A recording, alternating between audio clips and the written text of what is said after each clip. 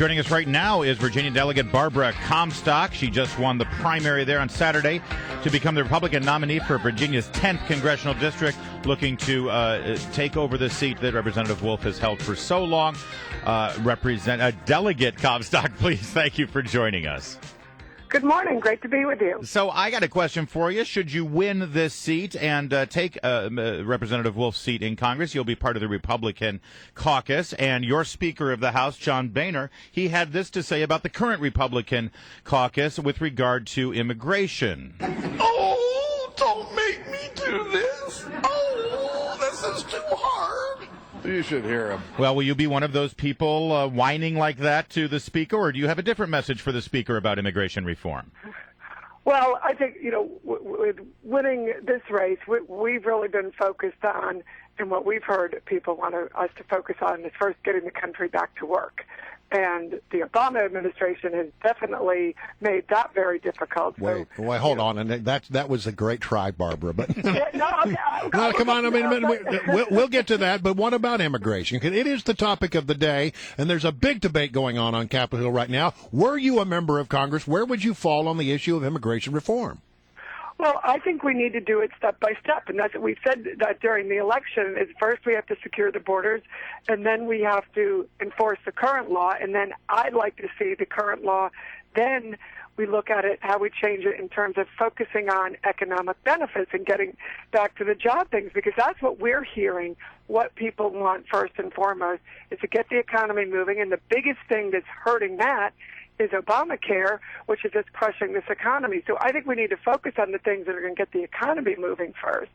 And then on immigration, we need to, go piece by piece. I don't tend to like big omnibus bills, whether it's, Obamacare, which is a disaster, and we're finding that out every day, or this big immigration bill, because when you do base hits on things, I think you tend to get better improvements that way. So that's what I'd like to do with immigration.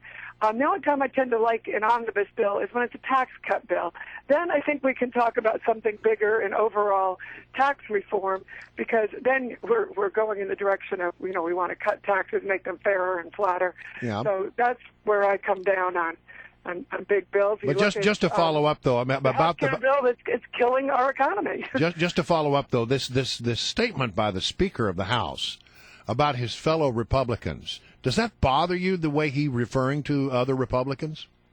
Well, I haven't been focused on that. I've been focused on the other Republicans in my race lately. But, I think we've won because we focused on what brings everybody together and, building a center-right coalition that, wants to get people back to work. So I don't like to get into the sort of the infighting and back and forth. I didn't in my race. And I think the folks who did, people responded to that, saying, hey, we want someone who's out there problem solving, getting the things done that we're focused on, and that's what my record has been in the House of Delegates.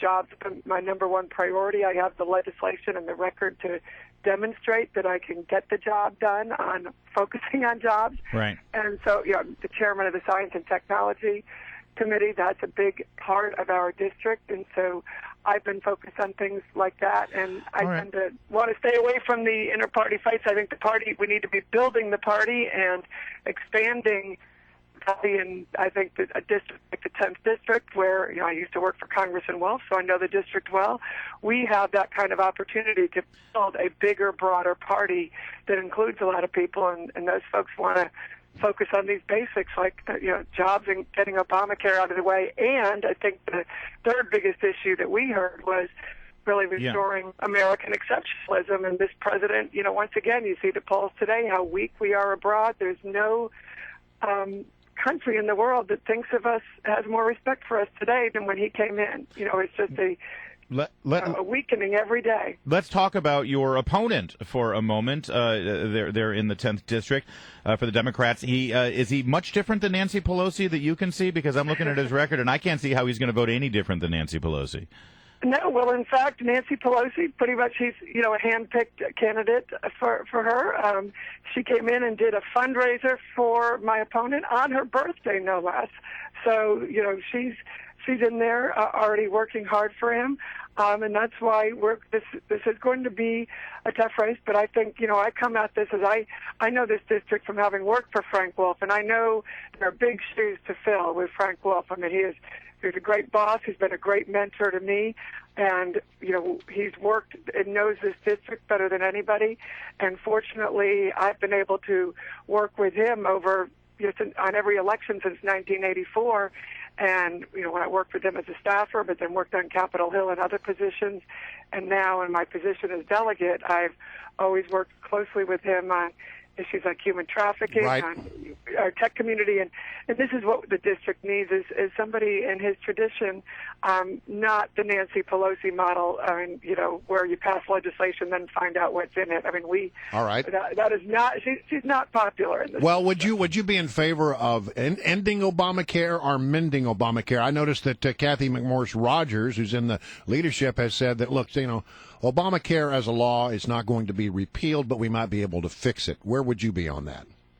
I have been very much for repealing and then replacing it because it is such a mess. I think you have to repeal it, and the president has, 38 times said he's not going to even enforce it. So, then we replace it with good market-based, patient-centered reforms, things like, buying insurance across state lines, having portability, dealing with pre-existing conditions. We know, there's a lot more to that. I won't, but we have legislation where we can replace it, and then let the states, do what they want to do in terms of particular populations that they have. I mean, in parts of Virginia, we have rural. I work with the Korean Medical Society. You have to let the states and localities have more flexibility, not a top-down Obamacare. Virginia Delegate Barbara Comstock, she's a Republican nominee for Virginia's 10th, and she is ready to square off now against Fairfax County Supervisor John Faust, the Democratic nominee. It's going to be a good race. Don't be a stranger, Delegate Comstock. Love to hear from you. Great, and send people to my website. It's BarbaraComstock for Congress.com. I think you just did that. Yeah.